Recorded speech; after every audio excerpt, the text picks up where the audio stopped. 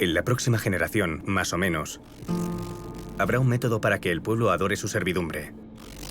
Hasta el punto de que, cuando se le arrebaten sus libertades, le resultará más bien placentero. Aldous Huxley, 1961.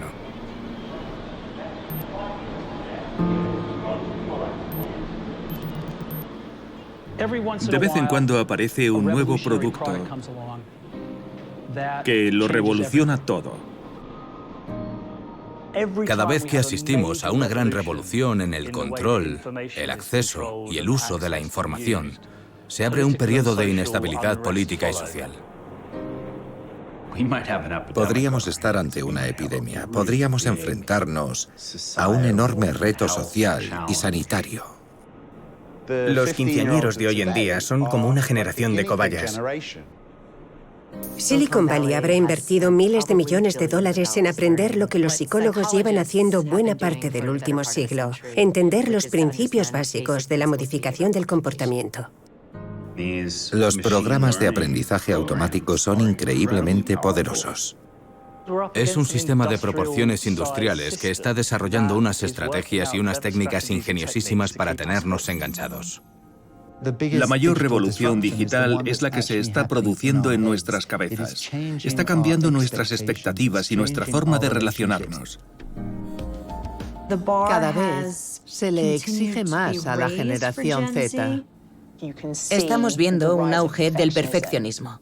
En las mujeres jóvenes, sobre todo, hay un verdadero aumento en los casos de ansiedad y depresión.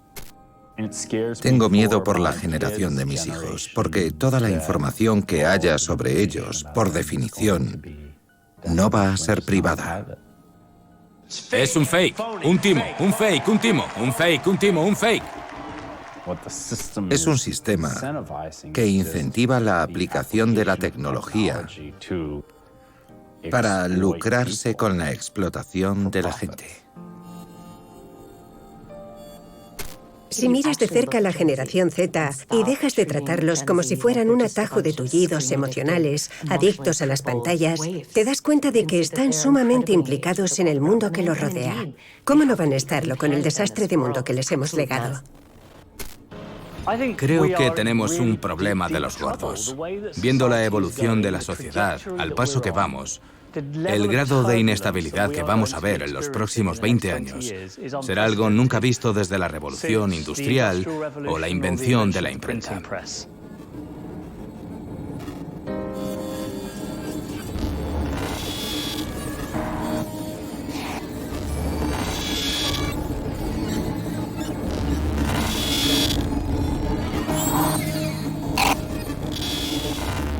Hoy os presentamos 3 productos revolucionarios de esta clase.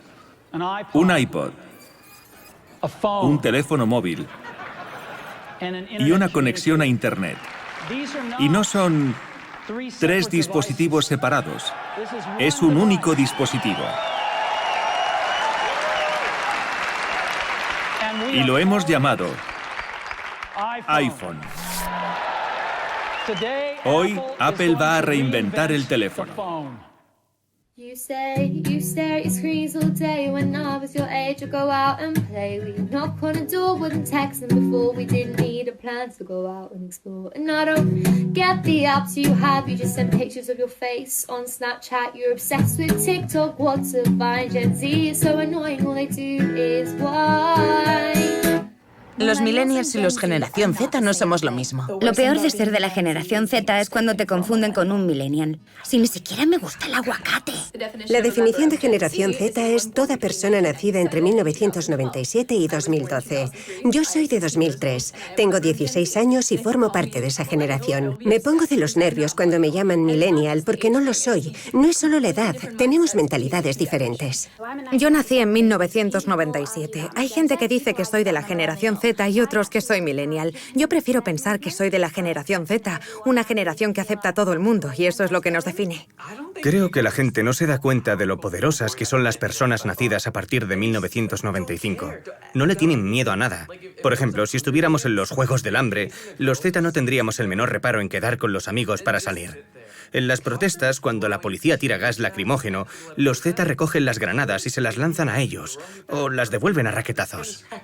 La generación Z es la más dispuesta a luchar contra todo tipo de injusticias para mejorar la vida de los otros. Estamos dispuestos a hacer lo que haga falta para corregir las injusticias, porque nuestra edad no nos define ni define nuestro poder, todo lo que podemos hacer.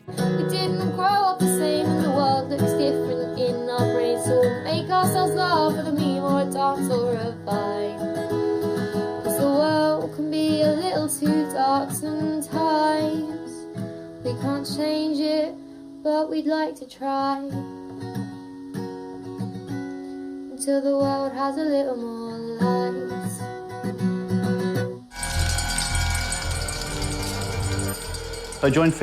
Empecé a trabajar en Facebook un par de años después de su creación en 2006. Yo era el director de monetización, una manera sofisticada de decir, la persona encargada de ver de dónde sacábamos el dinero. El contexto es que en ese entonces Google estaba construyendo un emporio empresarial a base de publicidad. Lo mires como lo mires, tenían una estrategia de lo más elegante y brillante, y que, por cierto, permitía que todo el mundo pudiera utilizar Google gratis. No podía pasar nada malo, ¿verdad? Hoy está siendo el peor día de mi vida. Se me ha bloqueado el móvil y no puedo usarlo, ni reiniciarlo. Estoy de los nervios. Incluso he llorado y mi madre se ha reído de mí, pero yo solo quiero poder volver a usar mi móvil. Es como entrar en una madriguera. Cuando te quieres dar cuenta han pasado 25 minutos y te has metido en el perfil de alguien que ha etiquetado a otra persona, que a su vez ha etiquetado a la hermana de su novio. Y yo no los conozco ni me importan, pero de repente me siento como una mierda. Esta app me ha jodido la autoestima. Cada vez que veo a una chica que se me parece, siempre es como yo, solo que mejor, y pienso, me cago en todo. Cuando empecé a trabajar para Facebook en 2006, creo que éramos 8 millones de usuarios. MySpace era el servicio dominante en los Estados Unidos. De hecho, creo que tenían 120 millones de usuarios. Era la clásica pelea entre David y Goliat. ¿Cómo era la mentalidad en 2006? Era, mierda, tenemos que conseguir muchos más usuarios.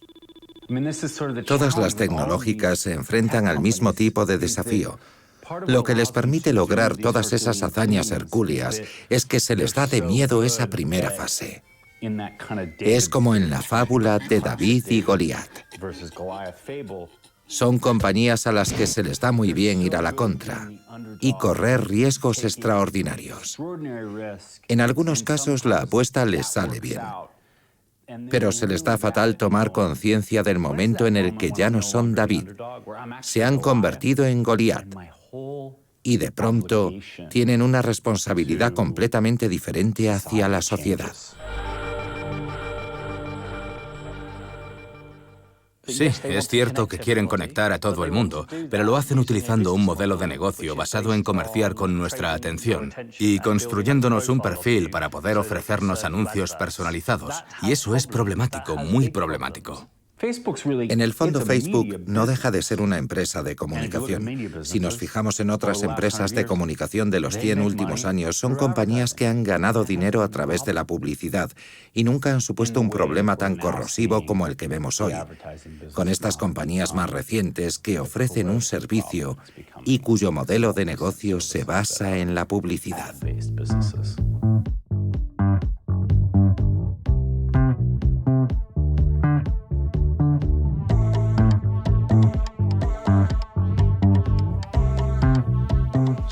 Acabo de volver del colegio y tengo un montón de deberes, pero la verdad es que no me apetece nada porque he tenido un día de mierda y no estoy nada motivada para trabajar. Así que lo más probable es que me tire 6 horas mirando el móvil y luego me vaya a dormir. Son actos tan rápidos y repetitivos que, por su propio ritmo, engañan a tu cerebro y te acaban atrapando en un bucle. Lo que hacemos en neuromarketing es tratar de descodificar activamente a los humanos con la idea de hacerles sentir determinadas emociones inconscientes en determinados momentos. Podrías haber contestado impulsivamente sí o no. ¿Por qué no lo has hecho, Sally? ¿Es porque has aprendido a reconocer cuándo se adueñan de ti tus propias emociones? Los seres humanos tomamos la mayoría de las decisiones de manera inconsciente, lo que nos permite dedicar la mayor parte de nuestra atención consciente al león que nos va a comer y otras amenazas. Hay una parte de nuestro cerebro, los ganglios basales, que usamos para crear bucles de hábitos, y estos son los que determinan nuestras acciones inconscientes. Cuando publico algo no es para vosotros ni por mí, lo hago por el chute de dopamina que vendrá cuando el chico que me gusta comenta mis publicaciones. Un académico desarrolló algo llamado modelo de comportamiento de Fogg. Es un modelo que te permite diseñar una tecnología digital que genere una descarga de dopamina en el usuario, observar su conducta y luego reforzarla. Es muy similar a un escenario del tipo pulsa el botón A, tira de la palanca B, y prácticamente está asegurada la respuesta del usuario. Eso te permite modificar en gran medida su comportamiento. Y el usuario está casi indefenso, porque le estás atacando a nivel inconsciente. Borré la app porque me di cuenta de que si la tenía instalada no podía parar de mirarla. Tenía ese impulso de ver cómo estarían viviendo los demás. Ahora solo entro una vez a la semana. Literalmente me vuelvo a descargar la app, echo un vistazo y la vuelvo a borrar. Porque prefiero no tener ese pequeño icono en el móvil y sentir que me estoy perdiendo algo. De vez en cuando te saltan notificaciones en el móvil al azar. Esta táctica es la manera más eficaz de cambiar el comportamiento de la gente, porque hace que aumente su nivel de expectación con respecto a que ocurra algo. Y esa expectación hace que el cerebro te funcione a pleno rendimiento. A la tecnología se le da de miedo generar interacciones que sean regulares, pero no del todo predecibles.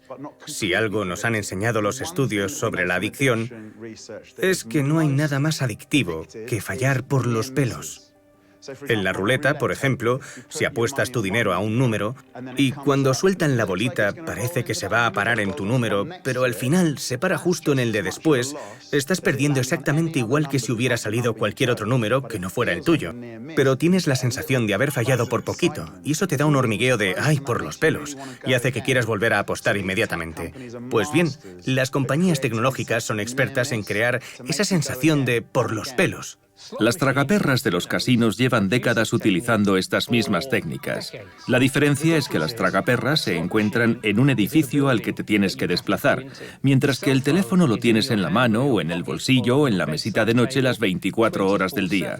Y utilizan las mismas técnicas para modificar nuestro comportamiento y condicionarnos para que queramos echarle un vistazo al móvil por si acaso. ¿Qué va? Lo dejo encendido por si me llega una notificación o algo. Evitar caer en una adicción solo es fácil en apariencia. No lo hagas y ya está. Pero en la práctica es sumamente difícil. Me cuesta igual que a todo el mundo. Es una guerra constante y desesperada entre mi teléfono y mi capacidad de atención. Cuando vi que Apple sacaba Screen Time, me llevé una decepción tremenda. Porque podrían haber ido mucho más lejos, podrían haber diseñado unas herramientas mucho más poderosas para quienes las estaban pidiendo. Al principio, cuando sientes el impulso de hacer algo que te da placer, aún hay esperanza. El problema lo tienes cuando se convierte en algo compulsivo. Es el momento de cortar por lo sano y borrar la aplicación, porque tu cerebro aún no ha remodelado del todo la estructura de su sistema de recompensa. No ha redirigido tu comportamiento y tu motivación en base a la cosa adictiva.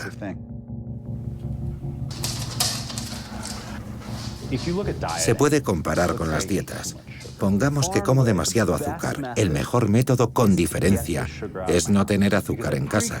Porque si me precomprometo a no tener galletas en casa, luego a las 8 de la noche, cuando me apetezca comerme 10 galletas, no las tendré en casa, con lo que no me las podré comer. Pero con el iPhone o incluso con un teléfono Android, no existe una opción equivalente.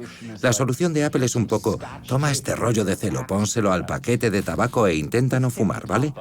Un mecanismo de precompromiso que sabemos que sí funciona es, no quiero mirar el teléfono en las próximas 2 horas o no quiero mirar nunca el teléfono entre las 6 y las 8 de la tarde. Lo voy a meter en una caja fuerte que se abre con un temporizador y así no lo podré tocar.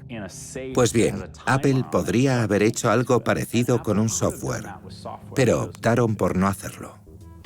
¿Sabéis lo que me pone de los putos nervios? Que cualquier chaval se puede plantar delante de una cámara y conseguir millones de likes. ¿Dónde están mis millones de likes? ¿Dónde están? El feedback social es más poderoso si cabe que sentirse uno bien por haber cumplido con un objetivo. Se ve en los likes de Facebook, se ve en los corazones en Twitter o en Instagram. Tenemos anclada en la psique esa idea de que somos animales sociales y como tales tenemos que buscar nuestro sitio en el grupo. Y la manera de hacerlo es a través de la reafirmación y de la aprobación social. ¿Qué hay, chicos? Hoy he tenido un día espantoso, porque cada vez que me miraba en el espejo pensaba, ¡bah, qué asco! No le gustas a nadie. Cuando la gente te ve, les sangran los ojos y se ponen a chillar en plan bíblico. Pero luego pensaba, si nadie piensa eso de ti, Tina, para ya de pensar esas cosas de ti misma. ¿Qué le pasa en el cerebro a un adolescente? Desde el punto de vista de la neurociencia, el cerebro del adolescente se encuentra en un punto intermedio entre el estadio infantil y su estadio plenamente maduro de adulto.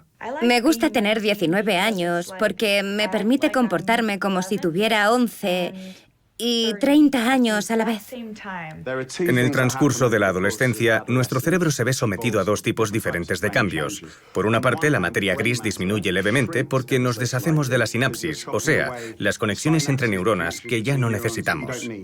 La otra faceta del proceso, quizás la más importante, es la maduración de las fibras de materia blanca, o sea, de los cables neuronales que transmiten los impulsos eléctricos de un lugar a otro. Cuando el adolescente duerme es cuando se da la mayor parte de ese proceso de mielinización, que ayuda a las neuronas restantes a ser más eficaces a la hora de mandar y recibir los mensajes. Ese proceso empieza en la parte posterior del cerebro, en el inicio de la adolescencia, y luego se extiende hacia el resto del cerebro, como se puede ver en los escáneres cerebrales. La última zona en alcanzar su grado máximo de maduración es la corteza prefrontal. ¿Y sabéis qué hace esa zona del cerebro? Nos ayuda a regular el comportamiento. Cuando aprendemos a regular las emociones, el tiempo que pasamos interactuando en persona con la gente se vuelve muy crucial. Es sumamente importante para la salud del cerebro humano estar en contacto físico con la gente que nos importa y a la que queremos. Mete los brazos por las ranuras. Cuando, por ejemplo, abrazamos a una persona a la que queremos o mantenemos una conversación gratificante cara a cara, el cerebro segrega una sustancia muy saludable llamada oxitocina. Esos momentos de contacto físico provocan un caudal de neurohormonas que nos hacen sentir más relajados, más cómodos, más seguros. Disminuye el estrés y ayuda a aliviar ciertas dolencias como la depresión y la ansiedad. Y conlleva un efecto colateral en la manera de relacionarnos con la gente. Se fortalecen más nuestros vínculos sociales. Si nos llega un mensaje de texto o interactuamos unos con otros en un espacio digital, segregamos sustancias como la dopamina, pero no liberamos la misma oxitocina que cuando estamos físicamente unos con otros. Para que el circuito cerebral de la empatía funcione adecuadamente, durante la adolescencia hay que exponer al cerebro a cantidad de lenguaje corporal y expresiones faciales para que aprenda a empatizar cada vez mejor con las emociones de los demás. Pero si nos pasamos la vida mirando el móvil, en vez de mirar a la gente para ver cómo reacciona, quiere decir que nuestro cerebro no se estará entrenando para leer el subtexto de lo que se nos dice. La empatía es una competencia, un poco como la inteligencia. Es la capacidad de entender las emociones del otro, de adoptar el punto de vista del otro. No hay por qué pensar que hoy seamos menos empáticos, pero sí es cierto que la empatía es fruto de las situaciones cara a cara, por lo que cabe esperar que cuanto más nos relacionemos a través de las pantallas, menos ejercitaremos esa habilidad humana que es la empatía. No quiere decir necesariamente que nos volvamos menos empáticos o que tengamos una capacidad menor para la empatía. Cari, ¿qué haces mirando TikToks en la mesa? Estamos teniendo una conversación profunda. Los datos demuestran que los adolescentes que se encuentran en el cuartil superior de abuso de la tecnología presentan un subdesarrollo en su capacidad de leer el lenguaje corporal, que es un requisito indispensable para la empatía. O sea que las tecnologías en sí mismas no tienen un impacto negativo en el cerebro de los adolescentes. El problema es la sobreexposición a las tecnologías, que les quita tiempo que podrían dedicar a hacer otras cosas. Si no estamos mucho más enfermos y mucho más locos de lo que estamos, se debe exclusivamente al más dichoso y afortunado de todos los dones naturales, el sueño. Aldous Huxley, 1950. Desde un punto de vista neurocientífico, el hecho de que un adolescente no duerma las horas suficientes es absolutamente diabólico. Por la noche, el cerebro se dedica a formar sus recuerdos y consolidar las aptitudes aprendidas a lo largo del día, en particular los recuerdos emocionales. Cuando te ocurre algo desagradable, como que te has sentido aislado socialmente o no te han hecho caso en una conversación, por la noche durante cierta fase del sueño extraes la emoción negativa del recuerdo, de tal forma que cuando lo revisitas, al día siguiente, en vez de sentirte fatal, puedes sacar una enseñanza. Vale, no debería volver a decir lo que dije. Así extraes la enseñanza, pero sin el aspecto ansiógeno que supone revivir el recuerdo.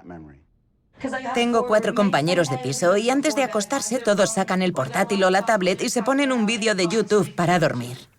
Empecemos por Netflix. Utilizan un truco muy básico, y es que ahora en cuanto se termina un capítulo automáticamente te salta el siguiente. Saben exactamente lo que están haciendo y saben exactamente cómo le afecta al usuario individual. El director ejecutivo y fundador de Netflix, Reed Hastings, dijo una vez en una teleconferencia con sus accionistas: estamos compitiendo con 2 cosas, con las horas de sueño del individuo y con la calidad de sus relaciones. Lo dijo tal cual, no les preocupa el bienestar de sus usuarios. Es más, saben que cuanto mejor le vaya a la compañía, cuanto más arrasen con sus competidores, peor se encontrarán los usuarios. Tendrán relaciones menos sanas y dormirán menos. Pero como compañía, a ellos les irá mejor. Mi cuerpo me dice que no necesito amigos. Lo que necesito es dormir. El cerebro hace muchas cosas por la noche, y los adolescentes necesitan 9 horas de sueño. Una vez nos hacemos adultos, necesitamos dormir 8, o sea que el cerebro sigue teniendo cosas que hacer por la noche. Pero los adolescentes están en proceso de hacerse adultos. Si a diario duermen mucho menos de las 9 horas que necesita su cerebro para remodelarse, no van a poder alcanzar nunca todo su potencial.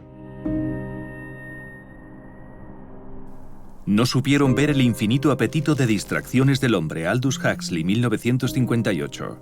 Para poder hacer realidad nuestros sueños tenemos que estar concentrados, tenemos que poner empeño en las cosas, ser capaces de pensárnoslas a fondo. Y nada de eso es posible cuando estamos constantemente distraídos. Da la impresión de que vamos perdiendo en la guerra contra nuestra capacidad de atención y concentración. Y se debe a que nos enfrentamos a un sistema de proporciones industriales que está desarrollando una serie de estrategias y técnicas ingeniosísimas para tenernos enganchados. La gente lo puede combatir hasta cierto punto. Puede aprender a, mira, voy a apagar el teléfono o lo voy a dejar en otra habitación. Esto es útil pero difícil de lograr porque estamos movilizando lo que se conoce como sistema 2 del cerebro, la parte activa y consciente frente a lo que son reacciones automáticas.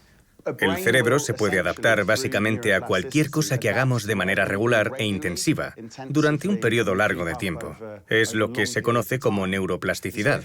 Así, si estamos pasando constantemente de un estímulo a otro, nuestro cerebro tenderá a potenciar ese aspecto de su red atencional. Nuestra capacidad de atención consta de 2 sistemas. Uno de ellos es consciente. Es cuando nos proponemos, ahora sí, me tengo que concentrar. Voy a trabajar en esto hasta que esté acabado. Y luego está el control inconsciente de la atención, que es un mecanismo de seguridad. Aunque estemos absortos en lo que hacemos, nos permite estar atentos a las señales de peligro. Es como un interruptor diferencial que interviene bruscamente para desviar nuestra atención de lo que estamos haciendo. Si suena un ruido en nuestro entorno o vemos con el rabillo del ojo algo que se mueve en nuestra dirección, este mecanismo nos hace sobresaltarnos y comprobar que no estamos en peligro. Y es entonces cuando podemos volver a lo que estábamos haciendo.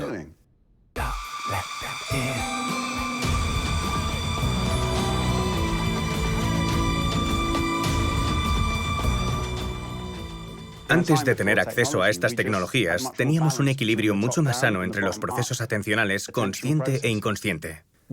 Hay 2 actores principales en el ecosistema de la telefonía móvil, Google y Apple. Y yo creo que si los cogemos por banda, y me consta que uno de ellos por lo menos estaría abierto, y les decimos, replantead el teléfono, construidlo de cero, eliminaría muchos de esos rasgos adictivos que vienen de serie con los teléfonos. Creo que si pudieran prescindirían de las notificaciones. No todas, pero sí creo que resetearían por lo menos algunas de las que vienen por defecto. El problema, y creo que esto es lo más difícil de entender, es que no pueden. Y la razón es que hay solo 2 empresas compitiendo. Y si una de ellas dice, vamos a calmarnos con las notificaciones, va a llegar un tercer desarrollador de apps y va a invertir todos sus recursos en aprovechar ese hueco para manipular a la gente. Desde el punto de vista de la teoría de juegos, no pueden correr ese riesgo, así que los 2 están maniatados. Más que nada es fruto de las dinámicas del sector, pero es un bajón. Y no estoy muy seguro de cómo podemos salir de esta. Están tan condicionados que prácticamente no pueden evitar comportarse como se exige de ellos. Aldous Huxley, Un mundo feliz, 1932. Son tecnologías muy sofisticadas a la hora de manipularnos. Funcionan como un casino o como una gigantesca tragaperras, es decir, apelando a nuestros comportamientos compulsivos. Y sí, es probable que Silicon Valley haya invertido miles de millones de dólares en aprender lo que los psicólogos llevan haciendo buena parte del último siglo. Entender los principios básicos de la modificación del comportamiento.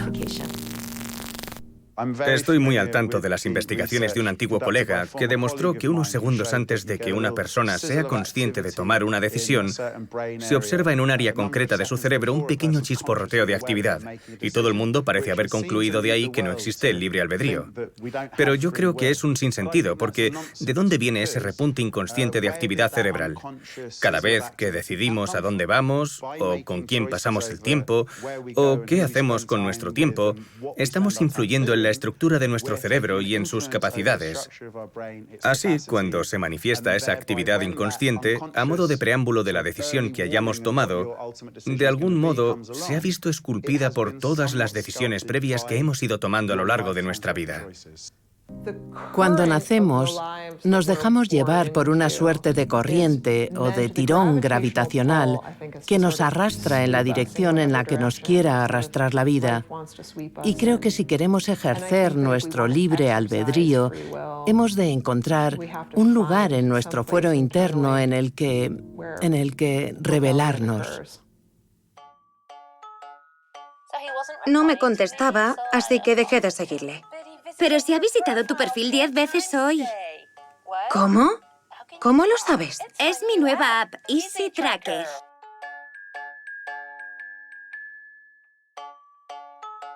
Oh, no. ¿Por qué habré subido esas fotos ayer? ¿Crees que le sigo gustando? Pues no os voy a mentir. Intentar ligar o hablar con alguien en esta generación o en el mundo actual es peor que llevar un puto calcetín mojado. Aún no se han formalizado unas reglas para comprender cómo funcionan las relaciones en este nuevo mundo digital de las redes sociales y digitales. Estoy soltero. Me veo preparado para meterme en una relación, pero es un proceso agotador. Al habla Basic Bits, línea de atención al cliente. ¿En qué puedo ayudarte? Creo que mi novio me miente. Estoy contigo, no te preocupes. Cuéntame, ¿qué te ha hecho ahora ese cabrón? Me dijo que no podía quedar hoy conmigo porque iba a jugar al FIFA con Jamie. He estado comprobando su ubicación de Snapchat y hace media hora que se fue. Ya no está allí. He mirado sus stories y claramente ya no está en casa de Jamie. Hasta he mirado su puto Messenger y todo. Las relaciones son diferentes en esta generación, más difíciles, porque en lugar de hablar con la gente nos mensajeamos y cuando discutimos es por teléfono y nos ponemos celosos, desconfiamos del otro y en vez de trabajar los problemas, los solucionamos cortando por lo sano.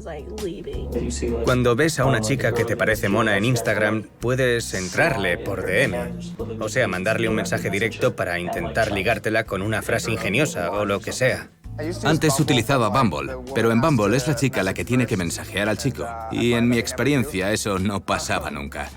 Ahora he perfeccionado mi técnica. Mi perfil son solo 2 fotos y una frase de bio. Me gusta el espacio, es todo súper genérico. A la gente casi le da lo mismo quién seas. Una de nuestras necesidades más básicas son las relaciones, pero es sumamente difícil forjar una relación de verdad. Le tienes que poner mucho esfuerzo. Nos dirigimos a un mundo en el que nadie se tiene que comprometer con un ligue. No hay que ponerle mucho esfuerzo a nada, porque siempre va a haber miles de alternativas disponibles. A la mínima de cambio, le pones la cruz a la persona. Con las redes sociales es sumamente fácil crear y destruir relaciones. Como psicólogo encuentro que la mayor revolución digital es la que se está produciendo en nuestra cabeza. Están cambiando nuestras expectativas, está cambiando nuestra forma de relacionarnos, pero uno de los mayores cambios que hemos visto es que ahora esperamos obtener una gratificación instantánea. Tu móvil no es tu teléfono, es más como un mando a distancia de la vida. Aprietas un botón y las cosas suceden al instante. Nuestras relaciones se han vuelto más instantáneas. Se ha dado una especie de tinderización de las relaciones, que ahora son potencialmente mucho más interesadas. Se escucha mucho eso de nos conocimos por Tinder, nos conocimos por Bumble, me entró por privado. No era como yo quería empezar una relación. Yo quería que fuese algo inesperado y natural. En mi cabeza me imagino saliendo con alguien y que nuestra historia es que nos conocimos en persona. Es algo que valoro mucho.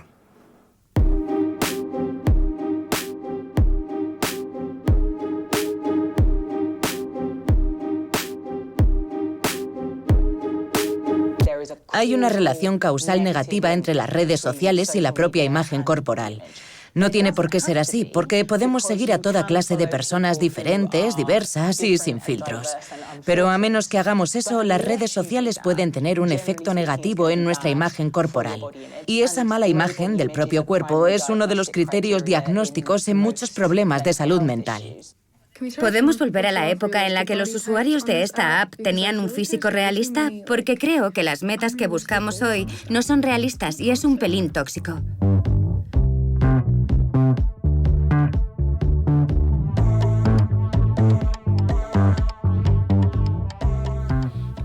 Todos esos vídeos de TikTok y de Snapchat y todas esas publicaciones es como las dinámicas que entraban en juego cuando éramos jóvenes, solo que amplificadas por todas estas herramientas de comunicación y de publicación y de amplificación tan increíblemente poderosas.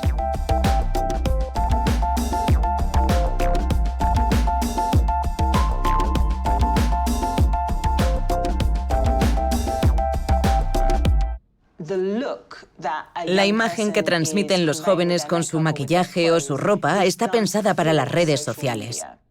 Esos contornos difuminados o esas cejas enormes quedan de maravilla en las fotos. Les da igual qué aspecto tienen en la vida real. Lo que cuenta es ir documentando esos momentos, que se convertirán en su legado.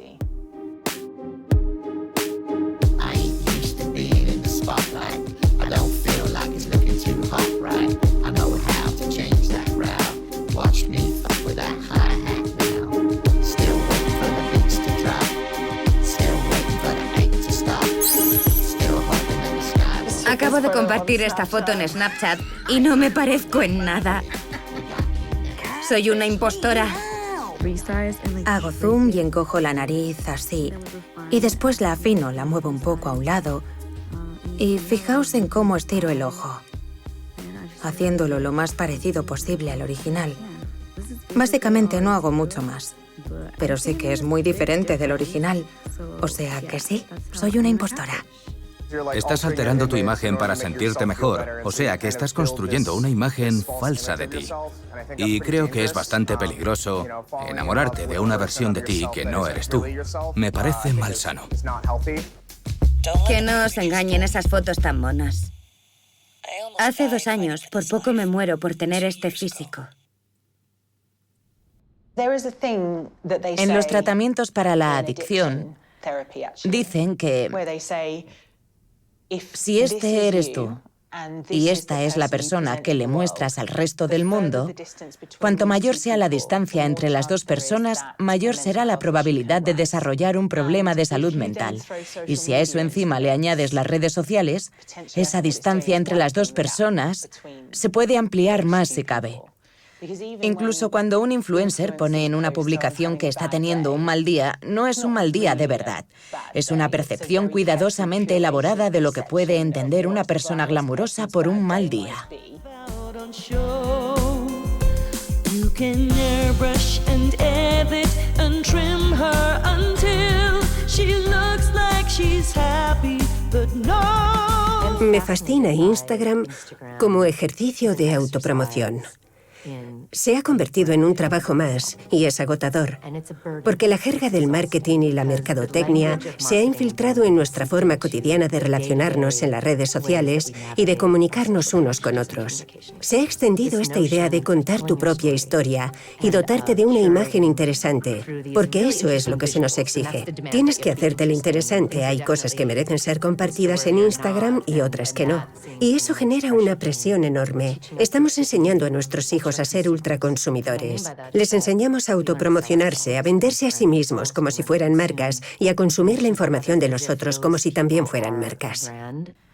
El problema no es tanto que nos convirtamos en marcas en Internet. Eso no tiene nada de malo. El problema es cuando no podemos desvincularnos de esa marca. El problema es el deseo constante de ser ese personaje que nos hemos creado. Me da miedo perder mi oscuridad. Lo genuino solo prospera a oscuras. Aldous Huxley, 1925. Creo que, por lo general, los adolescentes de hoy son sumamente autoconscientes. Y no lo digo necesariamente en el buen sentido. También son más autoconscientes en el buen sentido y son mucho más empáticos y más compasivos que las generaciones anteriores, creo. Pero también son incapaces de dejar de pensar en la imagen que proyectan. Creo que el enfriamiento social es una de las principales amenazas que plantea el mundo de la tecnología para la felicidad de los niños. Hace mucho que no veo a un adolescente que se suelta por completo. He visto el efecto del enfriamiento social en directo, en un festival. Todo el mundo estaba muy emocionado porque tocaban Christine and the Queens. Era un evento que llevaban un par de días esperando y estaban súper emocionados. Pero cuando llegó el momento del concierto, no parecía que nadie se lo estuviera pasando bien. Y fueron ellos mismos quienes me explicaron ese fenómeno. Te arriesgas a que alguien te saque una foto en una pose comprometedora y que luego esa foto acabe en las redes sociales y todos tus amigos la vean. En esa situación, para evitar que ocurra algo así, lo lógico es no pasárselo tan bien. Si no llevas una vida que te habría costado la horca en el siglo XVIII, ¿qué estás haciendo con tu vida? Son hipersensibles al feedback que reciben en las redes sociales. Ya solo por eso los adolescentes tienden a evitar comportarse como idiotas todo el tiempo. Pero si además a eso le sumas el efecto del enfriamiento social, el nivel de vergüenza potencial se vuelve insoportable.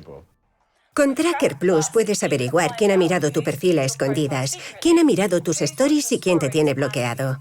Descárgate Tracker Plus ahora y averigua quiénes son tus stalkers o acosadores secretos.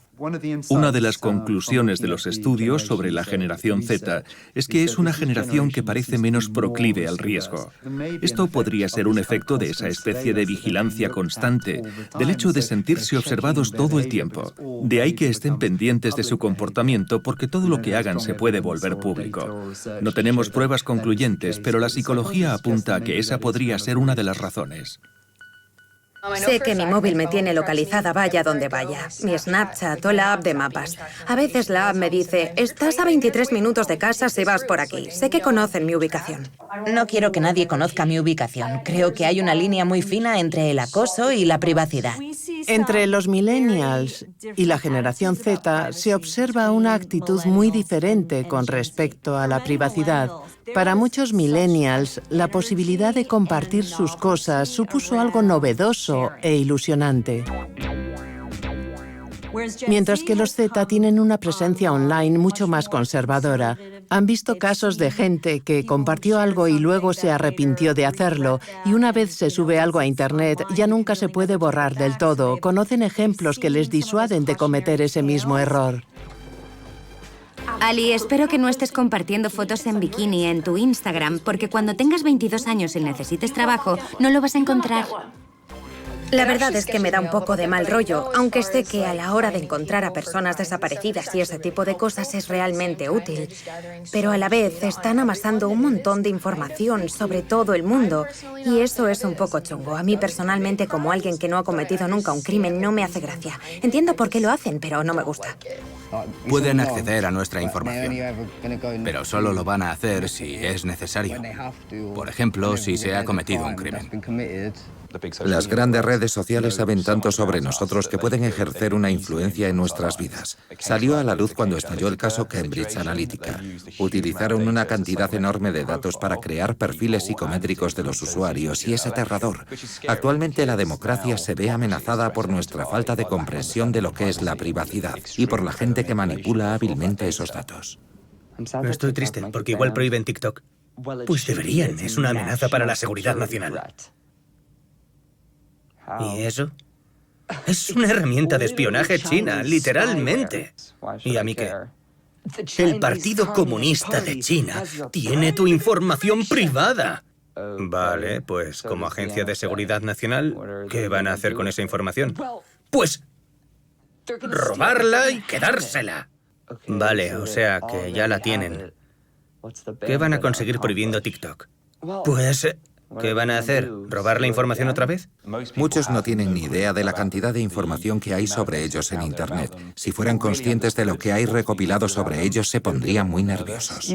Aunque no estés haciendo nada malo, te están observando y grabando. Y la capacidad de almacenamiento de esos sistemas aumenta cada año, hasta el punto de que no hace falta ni que hayas hecho nada malo. Basta con que alguien sospeche de ti, aunque sea por equivocación, y en tal caso podrá usar este sistema para indagar en tu pasado y desmenuzar cada decisión que hayas tomado, cada amigo con el que hayas hablado de cualquier tema, y atacarte en base a esa información. Da igual que seas inocente, pueden arrojar sospechas sobre tu vida y hacerte pasar por un malhechor. Compartimos nuestra información, nuestras preferencias. Es fácil trazar nuestro perfil y por tanto saber cómo manipularnos. Me da miedo. Me da miedo por la generación de mis hijos, porque toda la información que haya sobre ellos, por definición, no va a ser privada. Yo uso el pulgar, la huella dactilar de mi pulgar, sí. Pero me parece lo más que algunos teléfonos tengan reconocimiento facial. El reconocimiento facial es súper siniestro, aunque yo lo tengo en el portátil. Así es como lo desbloqueo. Lo miro y se abre, lo cual es súper cómodo. Lo más raro de todo es que te puede detectar la cara, incluso de noche, aunque tengas la luz de la habitación apagada. Y aún así puede activarte el teléfono.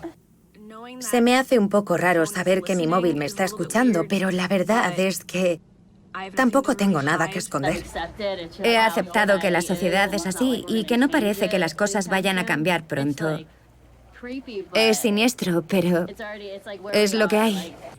El reconocimiento facial tiene toda clase de aplicaciones maravillosas, pero también ciertas ramificaciones de lo más escalofriantes para las libertades civiles.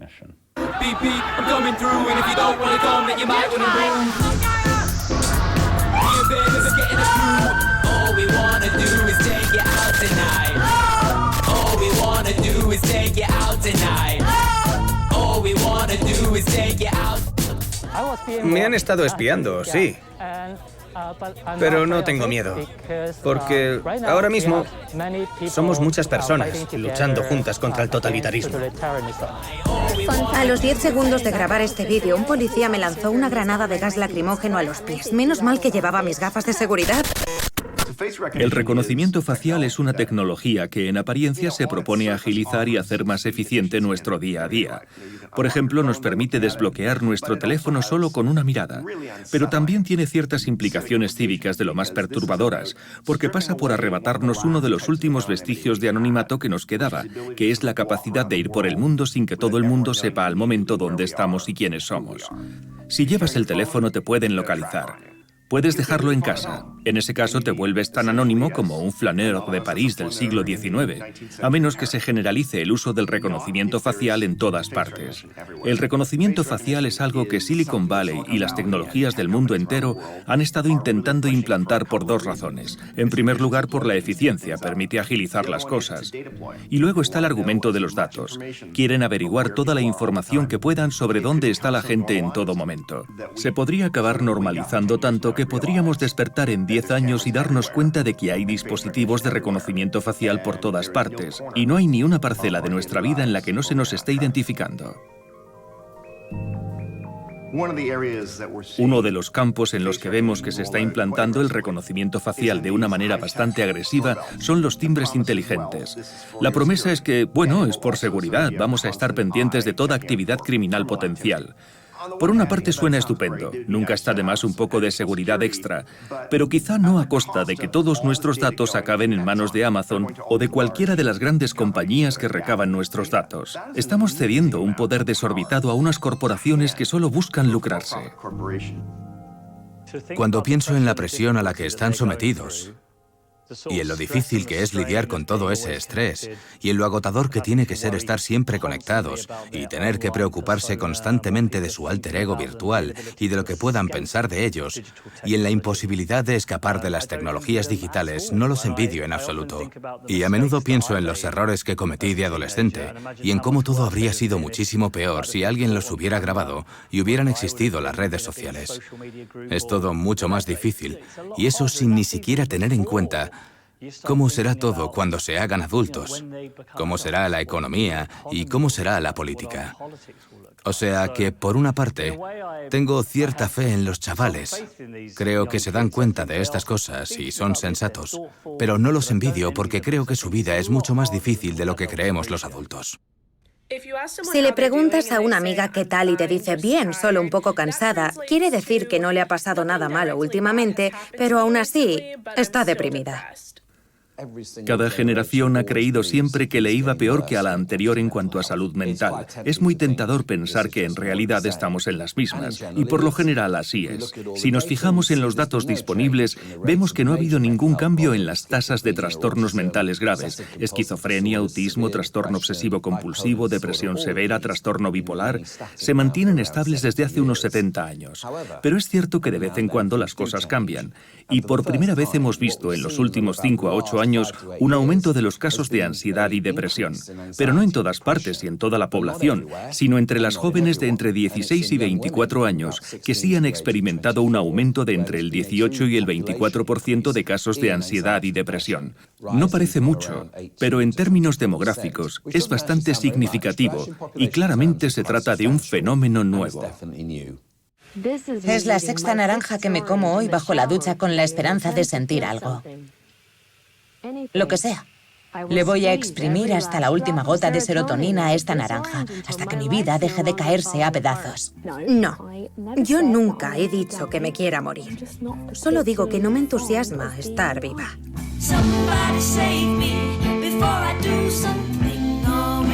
En la generación Z es un estigma que está decayendo. A los jóvenes no les cuesta hablar de sus problemas de ansiedad. En los grupos que escuchan y en los contenidos que consumen hay un discurso sobre la adicción y la desesperanza y las ganas de matarse, pero también hablan de las razones para no hacerlo. Así que por mucho que veamos que aumentan los problemas, también vemos que aumenta el debate sobre los mismos. Solo quería recordarte que eres importante y que pase lo que pase, eres la leche. Y quiero que me hagas el favor de no rendirte. Un rasgo característico de la generación Z es que tienen unos valores ligeramente diferentes de los de otras generaciones anteriores. Valoran 3 cosas: la sinceridad, la bondad y la justicia. Aunque otras generaciones también han valorado estos rasgos positivos, parece que están especialmente marcados en esta generación. A lo largo de la historia, los adolescentes han tenido siempre lo que yo describiría como un sentido hipertrofiado de la justicia. Y tienden a enfadarse mucho cuando algo no les parece justo. Para ellos no entran aún en juego consideraciones del estilo de cuántos impuestos tienen que pagar, o la hipoteca, o la inevitabilidad de la muerte. Es decir, que son mucho menos miopes intelectualmente que los adultos y mucho menos egoístas. Por eso suelen ser muy estridentes a la hora de formular sus opiniones. Sean cuales sean, son opiniones que surgen de una voluntad de justicia. Y si a todo eso le añadimos un mundo en el que existe Greta Thunberg y tenemos acceso a gente de todo el mundo y nos podemos comunicar con ellos, el resultado es una generación que, en mi opinión, es hiperempática. En un mundo en el que puedes ser todo lo que te dé la gana, mejor ser amable. Sonríele a la gente que te cruzas por la calle porque nunca sabes por lo que están pasando y esa sonrisa les podría alegrar el día. Sé adorable. Por si nadie te lo ha dicho hoy, te lo digo yo. Te quiero. Estamos hablando de una generación que parece más ansiosa, que sufre más estrés y que es más propensa a tener depresión que las generaciones anteriores. Pero lo cierto es que desconocemos las causas.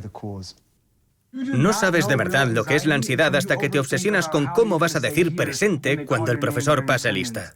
Cuando no estamos a gusto, nos aburrimos o tenemos un rato muerto, nos evadimos y nos abstraemos en nuestro mundo digital. Cuando se tiene ansiedad, esto es un problema, porque si algo nos preocupa y en lugar de dedicarle un momento nos evadimos, tenemos menos oportunidades de enfrentarnos a esa experiencia ansiosa. Prefiero mirar el teléfono a salir a la calle, ¿sabes? Lo encuentro mucho más fácil. Se ha convertido en una panacea cuando no sé qué hacer en una situación. Se da una paradoja. Cuanto más evitas la ansiedad y cualquier emoción difícil, menos oportunidades tienes de aprender a lidiar con ellas. La sobreprotección parental surge del amor. Les quieres dar a tus hijos todo lo que puedan necesitar para que les vaya bien en la vida. Sin embargo, al eliminarles los obstáculos, les estás impidiendo desarrollar una de las cosas más fundamentales que necesitan para que les vaya bien en la vida, que es la capacidad de superar los obstáculos. No podemos poner a un socorrista en cada piscina. Tenemos que enseñar a nadar a nuestros hijos. El concepto de antifragilidad es esa idea de que hay sistemas que solo funcionan de manera óptima cuando se estimulan. Un ejemplo perfecto es el sistema inmune. Si cuando somos niños nuestro sistema inmune no se ve expuesto a ningún germen, si digamos no bajamos al barro y lidiamos con unos pocos bichos y bacterias, nuestro sistema inmune no aprenderá nunca lo que necesita para ser funcional. Y con nuestra vida emocional pasa lo mismo. Si no aprendemos a enfrentarnos a nuestros miedos, ansiedades, tristezas y penas, no podemos desarrollar herramientas ni movilizar los recursos necesarios para aprender a sobrellevar los problemas. Vale, dime qué hago. Gira a la izquierda. Vale. Gira a la derecha. Vale. Da media vuelta. ¿Por qué no? Has llegado a tu destino. Pero abre la puerta. Si tienes un smartphone, siempre puedes utilizar Google Maps para saber dónde estás. Tienes una solución instantánea.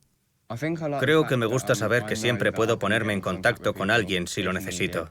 Los adolescentes de hoy están acostumbrados a comunicarse y a que les ofrezcan soluciones constantemente.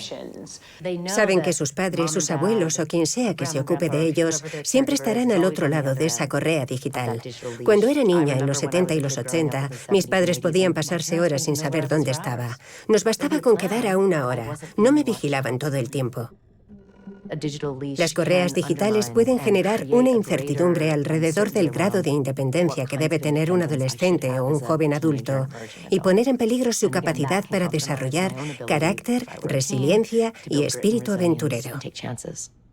¿Te acuerdas de cuando tenías 15 años y pensabas, probablemente me mate antes de cumplir los 18, pero al final no lo has hecho y no tienes ni idea de lo que vas a hacer con tu vida porque tu único plan era matarte?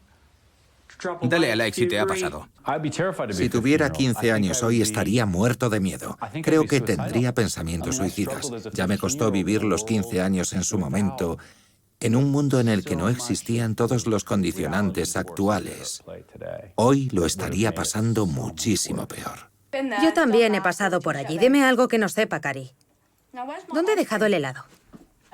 El otro día me dijo una profesora, la cuestión no es ya si los jóvenes se autolesionan, sino cómo. Long sleeves, baggy clothes, keeps her eyes locked on the ground. Hides her face, no one knows that her world is falling down. Once queen bee, but then her crown fell. She had no enemies but herself. Come to lunch and you'll find her sitting in her bathroom stool. She's dancing on the edge, she's scared she's gonna fall. She's clinging on now, but tiring every day, wondering what it would be like to take her hands away. La autolesión se usa a menudo como una forma de lidiar con las emociones difíciles. Cuando te autolesionas, cuando te causas un daño físico, no solo te distraes del dolor emocional, sino que a menudo se produce una secreción de endorfinas naturales que te pueden hacer sentir un poco mejor físicamente en el momento. Así que la autolesión es un mecanismo de supervivencia, aunque no sea un mecanismo sano y no funcione. The last second she let go and started falling down. Las autolesiones están por todos lados. Sin embargo, cuando escuchamos la palabra, solemos pensar solo en la gente que se hace cortes.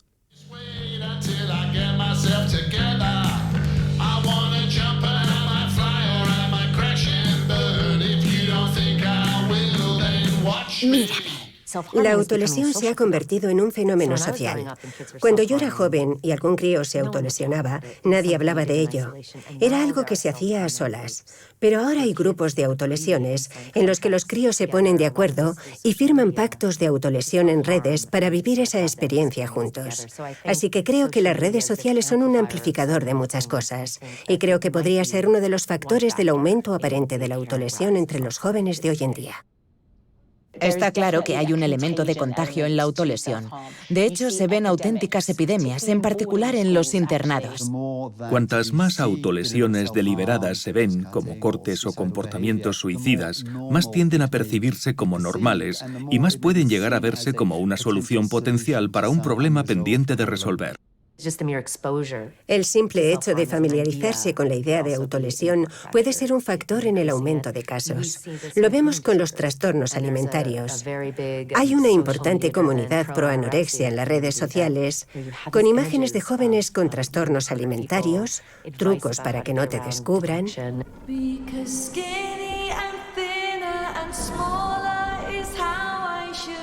La tecnología nos permite formar comunidades, que pueden ser maravillosas, pero también hay una cierta atracción por lo negativo. Internet tiende a amplificar lo negativo, con lo que también se están forjando comunidades negativas y perturbadoras a través de las redes sociales y los medios digitales. Cuando era más joven, a los 12 o 13 años, me llamaban la atención las fotos de chicas que eran muy delgadas, peligrosamente delgadas, y empecé a obsesionarme con ellas. No podía parar de verlas. Y es muy peligroso porque pienso en lo joven que era y en cómo me afectaron esas fotos en su día y en la suerte que tengo de que no fuera a más. Chicos, estoy en crisis porque me doy cuenta de que TikTok tiene la culpa del 95% de mi enfermedad mental, pero también es la razón del 95% de mi estabilidad mental. Algunos me alegráis el día, todo el tiempo de risas, jaja, qué gracioso. Es vuestra forma de ser, pero también estáis convirtiendo TikTok en como era Tumblr en 2016 y eso no me gusta nada, así que parad. En Tumblr había páginas enteras dedicadas a... Una cosa llamada Thinspo, inspiración para adelgazar. También había una comunidad llamada... Proana, es decir, proanorexia. Eso no puede hacerle ningún bien a nadie. Las dos hemos tenido un trastorno alimentario incapacitante durante muchos años. ¿Te gustaría hablar de ello, Jessie? Pues sí, yo dejé de comer durante mucho tiempo porque pensaba que no me lo merecía. Yo también pensaba que no me merecía comer. Pero... ahora sí comemos. Es verdad, aunque hoy no he tenido un buen día. Pero ya no estamos tan mal como cuando estábamos en el instituto. Una vez vomité y luego hice como si nada. Era broma. En realidad lo hacía todos los días de mi vida. No estáis solas en esto. Nos tenéis a nosotras. Pues eso. ¿Tienes algo que añadir, Jess? Nada más.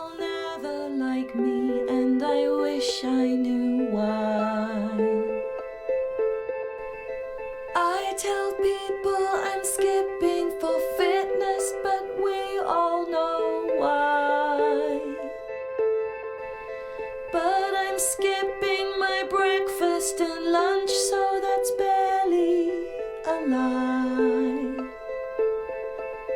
Because skinny and thinner and smaller is how I should be. Because I need to be like a tinier me. Obviamente, en Internet se pueden encontrar foros pro anorexia y pro autolesión, que a menudo se disfrazan de foros de apoyo. Y de hecho, parten a menudo de las intenciones más nobles. Pero el problema de patologías como la autolesión o los trastornos alimentarios es que son dolencias que te aíslan mucho. Pero si te rodeas exclusivamente de personas que están luchando con el mismo problema, rápidamente se normaliza todo. Es aterrador la de contenidos que veo en esta app relacionados con trastornos alimentarios. Y no me refiero a quien documenta su proceso de recuperación e inspira a otros para que hagan lo mismo. Eso es genial y ojalá se viera más. Pero hay gente súper competitiva que tiene este trastorno y no solo alardea de ello en sus vídeos, sino que compiten en los comentarios con otras personas que también tienen un trastorno alimentario. Las redes sociales pueden ser increíblemente destructivas. Dicho esto, también nos dan acceso a comunidades que pueden ayudarnos a estar mejor. Te puedes conectar con otros usuarios que pueden inspirarte y apoyarte a lo largo de tu proceso de recuperación. Pasa sobre todo con los más jóvenes, que no siempre tienen esa oportunidad en el mundo real, y es Internet quien se la proporciona.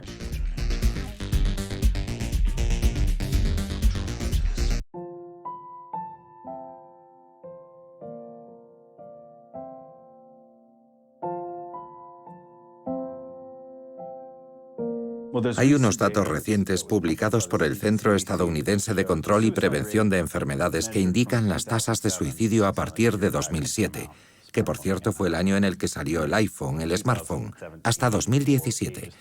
En la franja de edad comprendida entre los 13 y los 24 años, los suicidios han aumentado en un 56%. Y me he fijado en el desglose por género. Y por lo que he visto, entre las adolescentes, las chicas de entre 13 y 17 o 18 años, la tasa se ha duplicado. La primera vez que me ingresaron en urgencias psiquiátricas, el personal me preguntó qué hacía allí. Lo sabían, pero aún así me lo preguntaron. Querrían oírmelo decir a mí. Y les contesté, me tragué unas pastillas para dormirme de una puta vez. ¿Pensaban que me iba a cortar? Hay datos que apuntan a que en ciertos países las tasas de suicidio están aumentando entre los adolescentes, pero no es así en todos. En los Estados Unidos sí que parece haber habido un aumento de los suicidios de un tiempo a esta parte, mientras que en el Reino Unido no hemos visto un aumento significativo, aunque sí que parece que ha habido un incremento de los casos de ideación suicida, o sea, la gente que se plantea hacerlo. De hecho, según un estudio en el que he participado, el hecho de familiarizarse con el tema del suicidio en Internet contribuye a normalizar esta conducta y nos hace más propensos a aceptar el suicidio como una solución potencial a nuestros problemas. O sea que sí, el hecho de vernos expuestos al tema en Internet puede precipitar en cierta medida un suicidio, pero según mis investigaciones hay muy pocas pruebas que avalen que sea una causa subyacente. Cuando estaba en 11º grado me intenté suicidar y mi colegio decidió que era buena idea convocar una reunión de profesores y alumnos para hablar de mi intento de suicidio.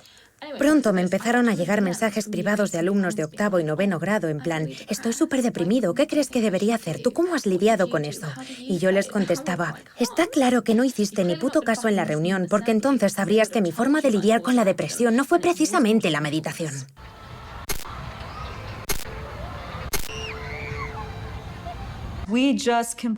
Acabamos de terminar un estudio muy amplio sobre la noción de fatiga.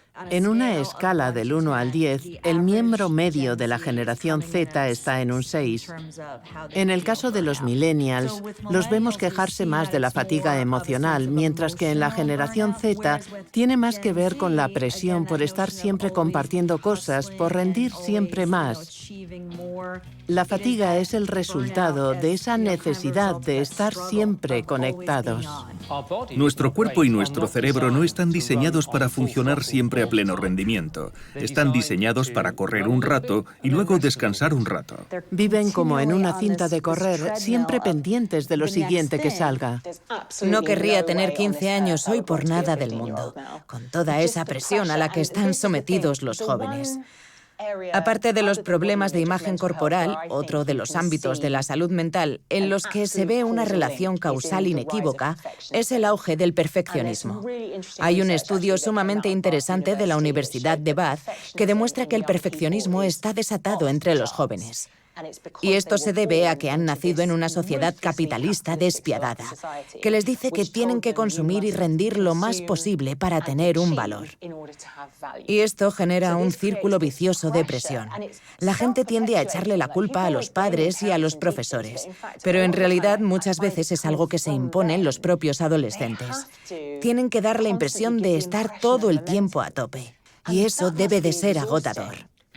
Buenos días, hoy me apetecía levantarme a las 6:28 de la madrugada porque quería ver el amanecer. Luego me puse un vídeo motivacional e hice la cama. Después me puse mis leggings favoritos y cogí el coche. Tenéis que escuchar esta canción, es lo más. Fui al parque, mirad qué bonito está. Corrí y caminé unos 3 kilómetros. Saqué mi comba para combar un poco. Dios, si esa palabra no existe. Subí y bajé escaleras. Hice pesas, hice un poco de ejercicio para brazos. Luego hice ese ejercicio con un balón de voleibol, que no sé ni para ¿para qué sirve? Luego me fui a casa, me bañé, tomé un café y me preparé unos huevos. Sandy me estaba chinchando y la saqué a pasear. Imprimí mis apuntes para clase y fui al cuarto donde estudio. El profesor no consiguió que se escuchara el audio, pobre. Luego recogí a mis abuelos en el aeropuerto y por último me fui con Jackson al Chipotle.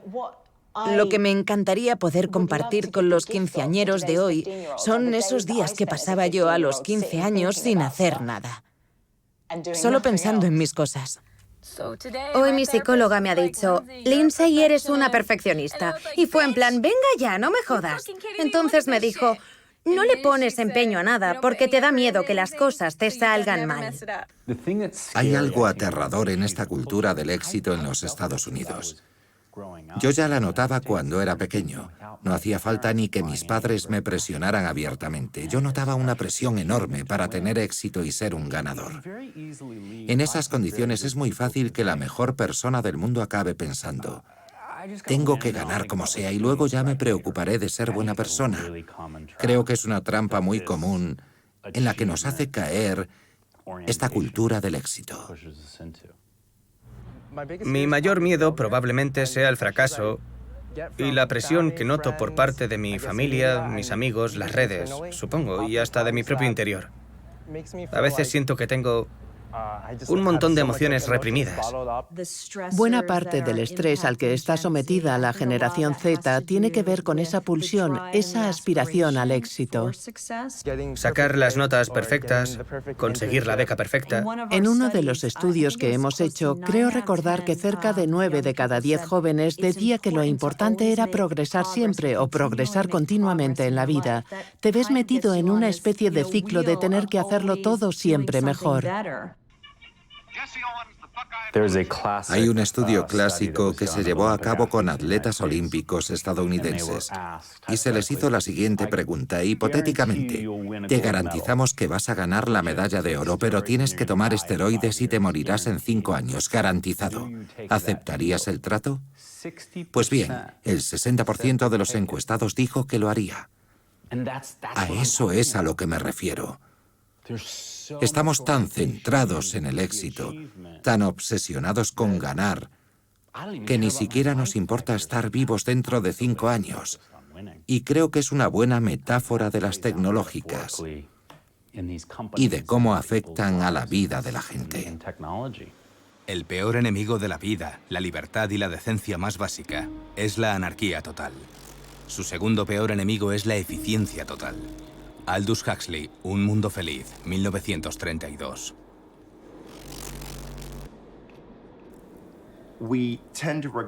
Tendemos a ver la eficiencia como algo bueno en sí mismo. Nos faltan términos positivos para describir el valor de la ineficiencia. No somos capaces de concebir que hay situaciones en las que las cosas deberían ir más despacio. Uno de los problemas de la obsesión de los programadores con la eficiencia es que no saben cuándo decir basta. Acaban queriendo optimizarlo todo, incluso cuando es mejor no optimizarlo. En Uber se dijeron, vale, la gente no sabe dónde están los coches y los coches no saben dónde está la gente. Eso es súper ineficiente. Y entonces se dieron cuenta de que tenemos unos dispositivos de localización en el bolsillo que podrían ser muy eficientes para localizar el coche más cercano. Y resultó ser una mejora asombrosa para mí, el cliente, que ya no tengo que esperar en la calle con el brazo en alto tratando de parar un coche. Pero resulta que es un problema a largo plazo, porque en cuanto Uber se extendió, pasaron a tener un poder inmenso a la hora de determinar cuánto tienen que cobrar los conductores. Y estos dejaron de competir en igualdad de condiciones.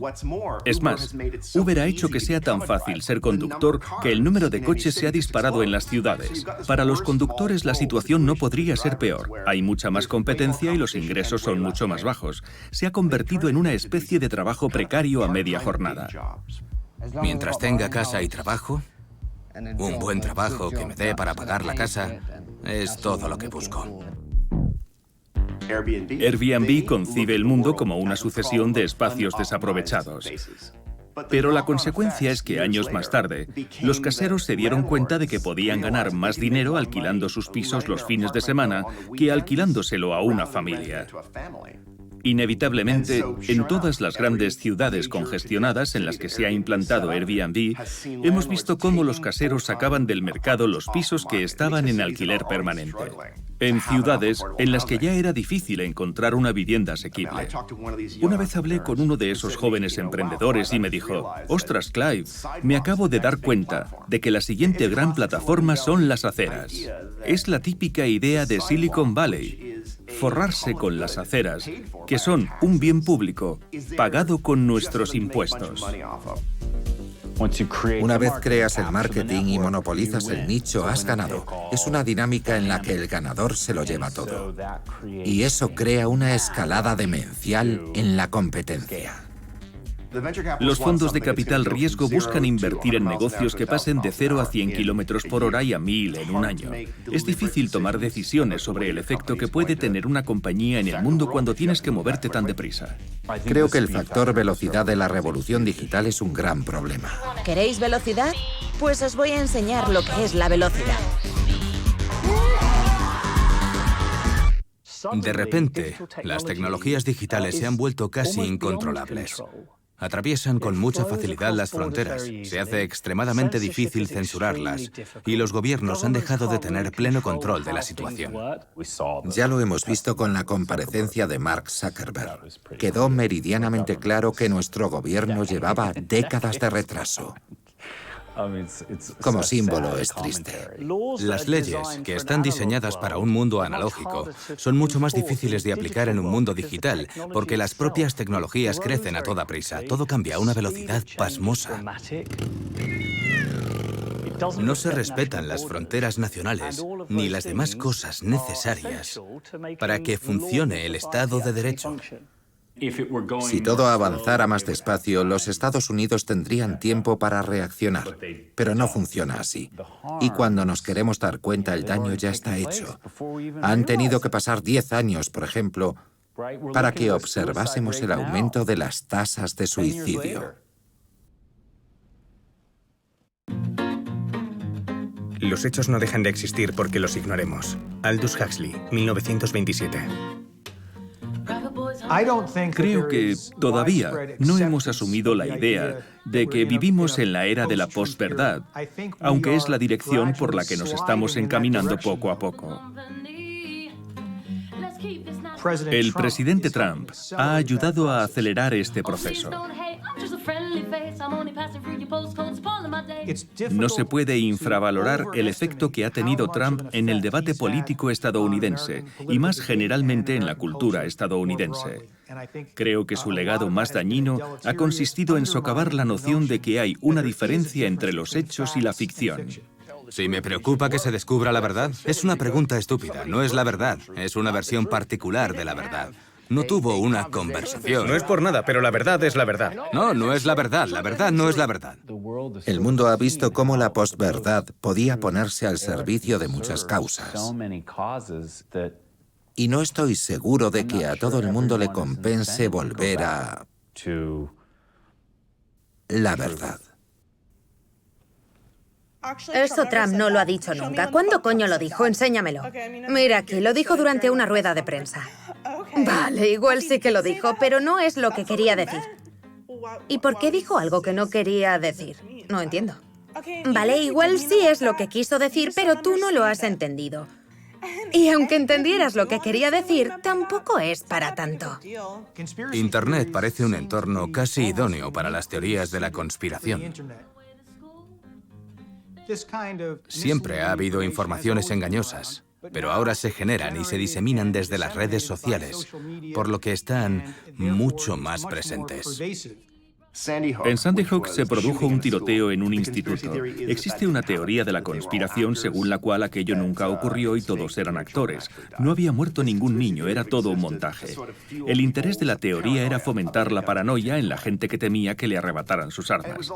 Es probable que también hubiera una motivación oportunista. Hubo muchos perfiles de derechas en YouTube y en Facebook con un montón de seguidores que sacaron mucho dinero gracias a la publicidad. Entonces, esa gente se creía sus propias teorías o las propagaban cínicamente porque sabían que les reportaría dinero. Tan solo ellos pueden responder. Y luego están las teorías de la conspiración de carácter político. La más sonada fue Pizzagate, que sostenía que una serie de líderes demócratas, entre ellos Hillary Clinton, habían montado una red de pedofilia en el sótano de una pizzería. Y esa teoría se difundió tanto por Facebook y por YouTube que un buen día un tipo decidió ir a investigar. Entró con un arma en la pizzería y exigió ver el sótano donde tenían encadenados a los niños. Fue detenido. Y en su declaración dijo algo así como que los servicios de inteligencia no lo estaban investigando a fondo. Estas teorías de la conspiración nos pueden parecer graciosas o ridículas, pero han empezado a tener implicaciones serias. Creo que hay que pedirle a la ciudadanía que ponga más empeño en distinguir la verdad de la mentira. Y sobre todo, que se lo piensen 2 veces antes de compartir este tipo de contenidos. Se da un fenómeno bastante común, y es que la gente comparte contenidos sabiendo que tal vez no sean ciertos, pero les hacen gracia o simplemente están de acuerdo con el mensaje de fondo del meme. Hay que pedirle a la ciudadanía que reprima ese impulso.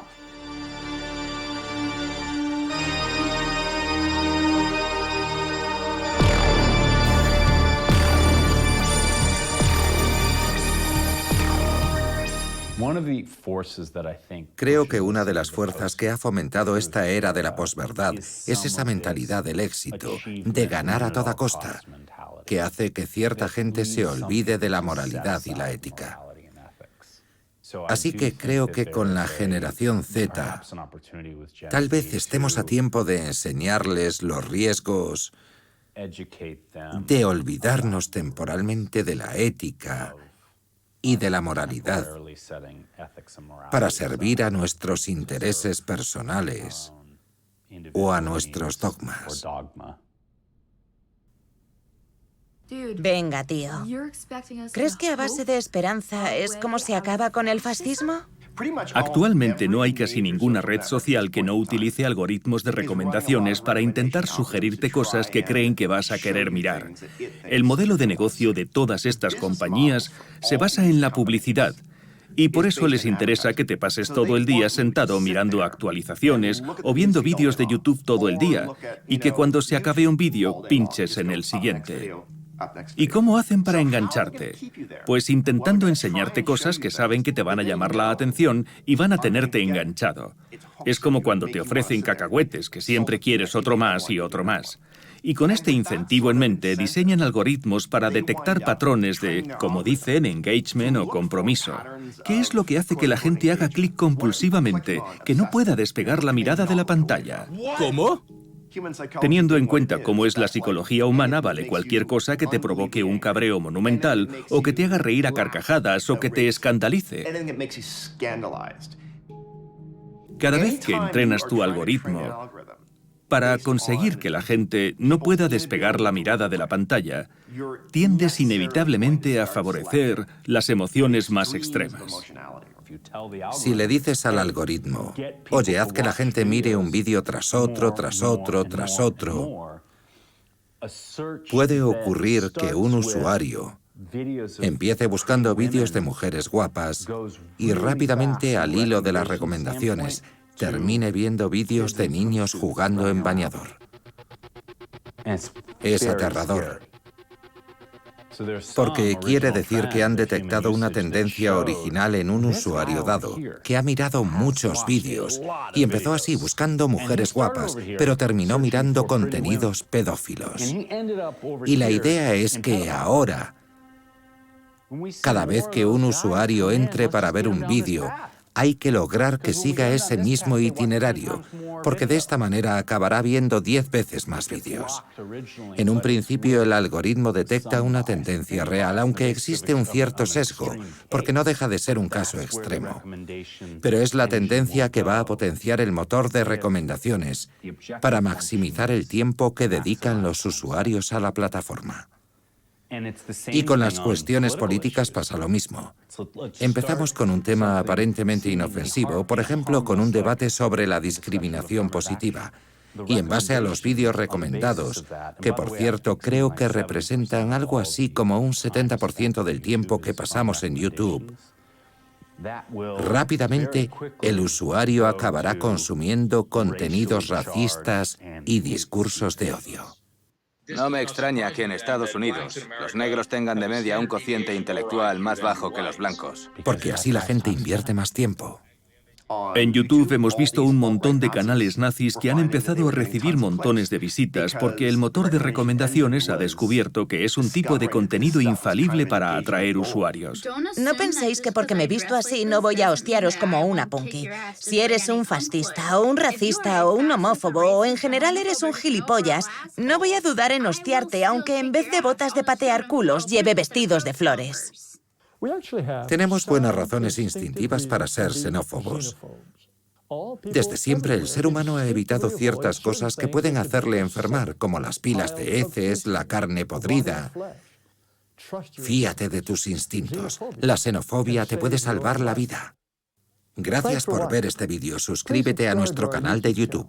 Una de las pegas de Silicon Valley, de las nuevas tecnologías, es que se ha vuelto mucho más fácil difundir propaganda racista, sexista, homófoba, transfoba, islamófoba, xenófoba, toda clase de mensajes negativos e indeseables.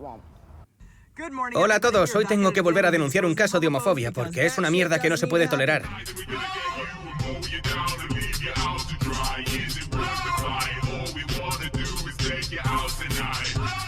Como podéis ver, está defendiendo dispararle a un miembro de la comunidad LGTB. Ya de por sí es repugnante, pero ¿ves los comentarios? A esa gente a la que esto le parece normal, somos más fuertes que vosotros. Cuantas más cosas así hagáis, más unidos estaremos. Y a los que sí tenéis cerebro, copiad, enlazad, compartid, lo que sea. La raíz de muchos de estos problemas es el modelo de negocio subyacente, basado en recibir un servicio gratuito a cambio de nuestros datos, porque alienta a los usuarios a emitir un flujo continuo de contenidos emocionales, polémicos y cabreantes, porque es más probable que queramos pinchar en el enlace. Están todos obsesionados con reventarlo y ganar seguidores. Y para ello, a menudo, hay que apelar a los instintos más bajos de la gente. ¿Qué hay, chicos? Joder, ya estamos. ¡Cállate! Tronca, cállate. ¿Tú eres tonta o qué? ¡Cállate! Te odio. ¡Cállate, eres lo peor! Me vas a hacer sacar la escopeta, puta. Cada vez que Facebook te recomienda una publicación hay un montón de aprendizaje profundo detrás. Con el sistema de recomendaciones de Facebook pasa lo mismo, son redes neuronales de aprendizaje profundo. No somos nuestros propios amos. Aldous Huxley, Un mundo feliz, 1932. El aprendizaje profundo es un poco el rey de la inteligencia artificial. En la inteligencia artificial a la antigua tenías que sentarte tú a programar todas las reglas posibles.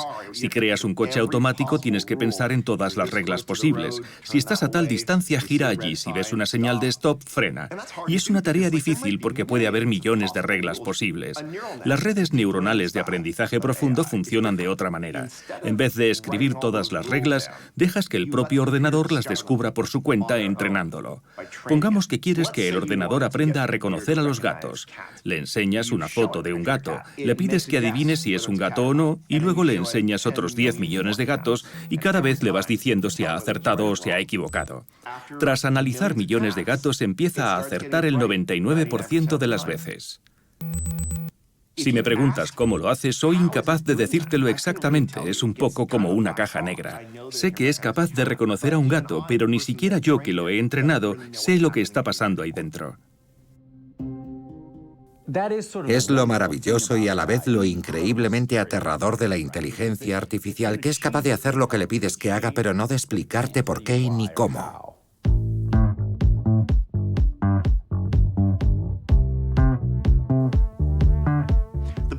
El problema de las redes neuronales es que dan por sentado que el futuro se parecerá exactamente al pasado, que nada cambiará nunca.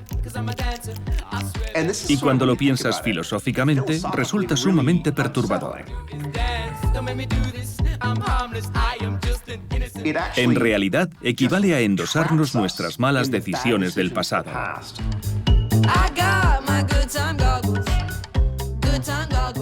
Si por la razón que sea se le dan datos que presentan un defecto, la inteligencia artificial tomará sus decisiones basándose en ese defecto. Hay estudios que señalan que cuando buscas pisos para alquilar en una web, por ejemplo, la raza desempeña un papel muy importante. También está afectando a las entrevistas de trabajo, en las que también se usan algoritmos. Hay que tener sumo cuidado, cuando se rediseña un algoritmo, de no reproducir los mismos sesgos e incluso amplificarlos a la larga. Se puede diseñar una inteligencia artificial más eficiente y más imparcial, pero hay que tener en cuenta todos esos problemas potenciales, por no hablar de que los humanos somos humanos, y lo más habitual es que la gente con poder no piense en las consecuencias de todo esto. Fue un grave error. Y fue culpa mía. Lo siento. Es una máquina de perpetuar en el poder a hombres blancos privilegiados que crean compañías con el dinero de inversores de capital riesgo. También hombres blancos y privilegiados, que por cierto forman sociedades limitadas de inversores blancos y privilegiados. Vamos, es una espiral interminable de privilegio que condiciona todo el ecosistema en el que se basan estas compañías. Y sé de lo que hablo, porque soy uno de ellos. Es una visión muy miope de cómo funciona el mundo. Proud of myself, I'm not hiding away. I don't need attention, I don't need your praise. I am who I am and I like it that way. I don't wanna blend in, I don't wanna change. I'm proud of myself, I'm not hiding away. I don't need attention, I don't need your praise. I am who I am and I like it that way. Si le preguntas a alguien qué quiere hacer mañana o dentro de una hora, a menudo te dará respuestas muy diferentes. En el mundo digital confundimos las dos cosas, porque muchos algoritmos de optimización se basan en lo que parece desear el usuario en función de sus impulsos del momento. Pero no es lo mismo que si lo cogemos por banda y le preguntamos: oye, ¿qué te gustaría hacer con tu tiempo el resto de tu vida? Probablemente daría una respuesta muy diferente de lo que parecen sugerir sus antojos de cada momento. Se hizo un estudio con unos trabajadores daneses en el que se les decía que habían ganado un concurso y se les daba a escoger entre dos premios, o chocolate o un bol de fruta fresca. La mayoría optó por la fruta fresca, pero al entregarlo el repartidor les decía: lo siento, hemos traspapelado su solicitud, ¿qué era lo que quería? Las 3/4 partes escogieron el chocolate. En el mundo online nos regimos a menudo por lo que nos apetece en el momento, como el chocolate, no por lo que queremos hacer con nuestra vida en general, ya sea dentro de una semana o dentro de una hora. El libre albedrío individual no basta para protegernos de los algoritmos de las tecnológicas. Pasa igual que con las bacterias, que evolucionan muy rápido porque se reproducen muy rápido. Con los algoritmos pasa lo mismo. Un cambio fundamental en el mundo digital es la capacidad de poner a prueba y refinar esas técnicas. Lo sepamos o no, muchos consumidores participamos continuamente en experimentos. Es un mecanismo sumamente poderoso que nos permite empezar impulsando pequeños cambios o inflexiones en el comportamiento del usuario y luego hacerlos más efectivos a base de probarlos en millones de personas. Uno de los efectos es que los productos y servicios son más fáciles de usar. Por ejemplo, cuando dudas qué película ver, te pueden hacer sugerencias cada vez más fluidas e intuitivas, pero puede crear efectos perversos, ya que las plataformas tienen más margen para absorber tu atención y que consumas más anuncios. Gracias a la experimentación en masa, esto se les da cada vez mejor. Todos estos servicios se basan en programas de aprendizaje automático sumamente poderosos. Ya conocéis ese cliché de nos conocen ellos mejor de lo que nos conocemos nosotros mismos. Pues es totalmente cierto. Mucha gente cree en una teoría conspirativa que dice que Facebook nos espía a través de Portal, o que Amazon nos espía a través de Alexa, o que Facebook nos escucha a través del móvil. Pues es rotundamente falso. Lo que pasa es que la inteligencia artificial nos conoce tan bien que es capaz de adivinar con una precisión escalofriante de qué hemos hablado o incluso de qué vamos a hablar. Y es algo que a la gente le cuesta horrores asimilar. Por la razón que sea, nos parece mucho más verosímil pensar que nos están espiando. Pero no es así. Alexa, ¿trabajas para la CIA? No, trabajo para Amazon. Si la tecnología me conoce mejor de lo que me conozco yo mismo, cabe preguntarse quién está al mando de mi vida, y la respuesta se vuelve muy confusa. Soy lista. Pues yo lo soy más. No, eres tonta. No, no lo soy. Demuéstramelo. La disposición de 5 objetos en forma del 5 de un dado se llama quincunce. ¿Y eso qué quiere decir? Búscalo en Google. Cuanto más listas se vuelvan las máquinas, más tontos nos volveremos nosotros, porque cada vez dependeremos más de ellas a la hora de tomar decisiones complicadas. Y cuanto más lo hagamos, creo que menos desarrollaremos y usaremos nuestra capacidad crítica, nuestro propio criterio, porque francamente es más fácil delegárselos a una máquina. Y llegados a ese punto se puede producir una especie de profecía autocumplida. Cuanto menos pensemos por nosotros mismos, menos capaces seremos de hacerlo y más dependeremos de las máquinas y mejor se les dará pensar por nosotros, porque les estaremos dando más información. Estaríamos ante una huida hacia adelante. ¿Nos estamos volviendo más tontos por culpa de Google? Sí. Si sabes que en el futuro vas a poder consultar un dato, no sientes la necesidad de conservarlo en la memoria, de recordarlo también como cuando procesas un dato al que sabes que no vas a volver a tener acceso más adelante. Por un lado, es fabuloso que la información sea tan accesible porque estamos expuestos a un volumen mayor y más profundo de información. Pero para nuestra capacidad cerebral de retener esa información y poder usarla más adelante, el efecto es nefasto. ¿Cómo haces esto? ¿Cómo haces eso? ¿Qué quiere decir esto? Por favor, explícamelo al detalle. Míralo en Google, míralo en Google, míralo en Google. La robotización y la inteligencia artificial ya están entre nosotros y no van a hacer más que mejorar con el tiempo, o sea que buena parte de los trabajos que desempeñamos van a dejar de ser necesarios. Si tienes la suerte de estar entre los pocos privilegiados que podrán trabajar en la clase de trabajos que te permiten usar la tecnología para mejorar tu productividad y ser creativo, y tener todas esas oportunidades tan fantásticas que, sin duda, surgirán con las tecnologías digitales y, sobre todo, con las máquinas inteligentes, la vida te va a sonreír. El problema es que no va a ser así para todo el mundo.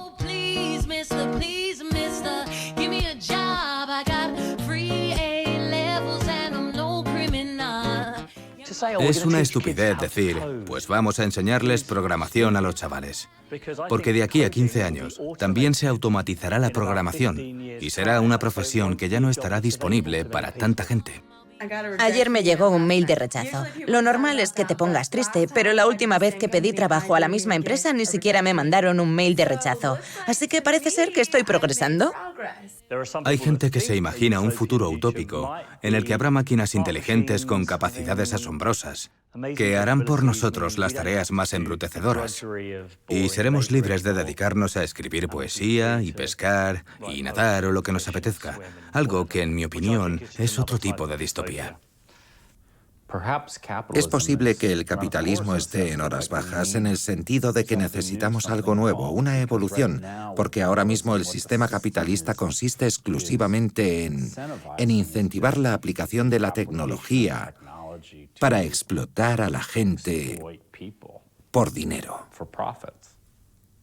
Cabe la desafortunada posibilidad de que las democracias que hemos construido, con empleos de clase media y trabajadores sindicados, y medios independientes y elecciones fiables, no sean compatibles sencillamente con las tecnologías digitales, y que sea imposible hacer convivir las dos cosas.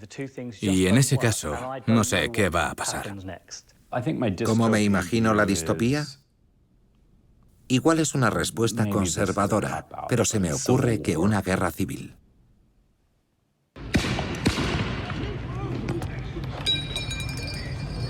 Me dice que circule. Vale, estoy circulando. Me parece de locos que decir una guerra civil sea la respuesta conservadora. Hace 5 años habría sido una respuesta distópica. Ahora mismo una guerra civil parece lo más probable. Probablemente ocurra algo incluso peor. Creo que, visto lo visto, al paso que vamos, lo que ocurrirá será peor. Se ha declarado una emergencia en la zona. Tienen que desalojarla inmediatamente. Si se resisten, se exponen a ser arrestados.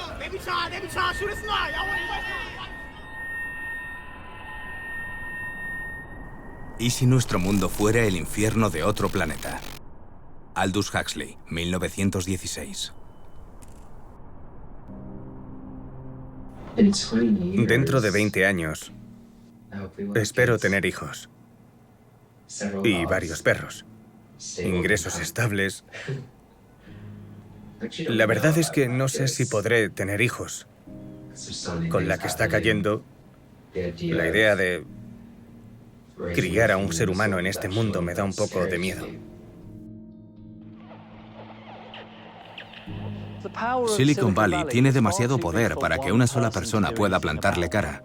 Pero no si le plantan cara a 10 millones de personas, porque todo depende de los usuarios. Depende de lo que hagamos las personas, de lo que compremos y compartamos. Así que no, en el fondo ningún poder es demasiado grande. Y quieres que no, los gobiernos están para promulgar leyes. Y si notan que la ciudadanía está frustrada y enfadada con según qué cosas, acabarán haciendo algo al respecto. Me llamo Greta Thunberg. Tengo 15 años y vengo de Suecia. Mucha gente dice que Suecia no es más que un país pequeño y que da igual lo que hagamos. Pero nunca se es demasiado pequeño para cambiar las cosas.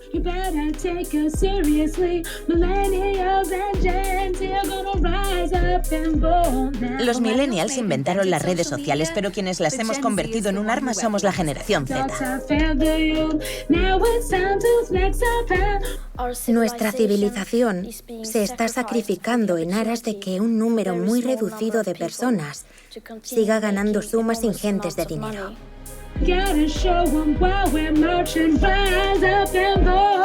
Si nos fijamos en el compromiso de los jóvenes con las crisis actuales como la violencia con armas de fuego o el cambio climático, ¿quién está dando un paso al frente y alzando la voz? Los jóvenes, la generación Z, los millennials, no nosotros. Nosotros la hemos pifiado. Ellos han visto que tiene todo el sentido comprometerse con una causa superior y no se lo estamos poniendo fácil. En el año 2078 celebraré mis 75 cumpleaños. Si tengo hijos, igual pasan el día conmigo. Igual me preguntan por vosotros. Igual me preguntan por qué no hicisteis nada cuando aún estábamos a tiempo de hacer algo. En el año 2078 celebraré mis 78 cumpleaños. Si tengo hijos, igual lo celebran conmigo, pero lo dudo. Tal vez siga trabajando de 9 de la mañana a 5 de la tarde, porque no me puedo jubilar. O como no tengo seguro médico, igual me paso la vida encamada porque no me puedo mover, ya que tengo alguna dolencia que no me he podido tratar. Si vivo hasta los 78 será un gran día. Si es que lo consigo. No sé si viviré hasta los 78, pero espero que si lo consigo, mis hijos me hagan estas preguntas, porque querrá decir que la generación Z ha hecho bien las cosas. En el año 2078 celebraré mi 81 cumpleaños. Igual lo celebro con mis hijos, igual lo celebro con vosotros, pero me pregunto qué querrán saber. Me pregunto si habrá habido una guerra mundial, igual me preguntan por ella. Me pregunto si viviremos en un mundo más sostenible, porque tal y como está ahora, no sé si seguirá existiendo para nuestros hijos y nietos. Espero que vivan para preguntarme estas cosas. Nos negamos a ser la generación que se rindió y dejó que la especie humana se extinguiera. No es una exageración. Nos acercamos al fin. Y a menos que la generación Z tome cartas en el asunto, no vamos a sobrevivir hasta 2078. Y si en este sistema es imposible encontrar soluciones, a lo mejor lo que hay que cambiar es el propio sistema. Pero estoy orgullosísima de formar parte de la generación Z, porque veo que estamos obligando a cambiar un mundo que se resiste al cambio, que no parece preparado para el cambio, pero que lo necesita desesperadamente. In the year 2078, I will celebrate my birthday. If I have children, maybe they'll spend the day with me. Maybe they will ask me about you. Maybe they will ask me if it's true. Ask why being kind was something you found so hard to do. I'll tell them how we found the voices of those that you muted. We healed the cuts and scars from the sticks and stones you threw. You hide behind the screen and take your shot. Another casualty, but you don't stop telling people they don't belong. You left that decision to you. Sound like your ears, we are rising, we're fighting, we're sick of all these chains. Why does my gender or skin type, who I like, affect what's in my brain? You wonder why we stare at our screens, we look up and we see a world of chaos, so we scream but we're not heard. We're sick of waiting for you to change, you'll never stick by your word. We'll dodge your rubber bullets and tweets, jump your walls, fill your streets, block your apps from our screens, then we'll find other means to fight you off and chase your thoughts away. 'Cause you're not God, and we don't care what you say.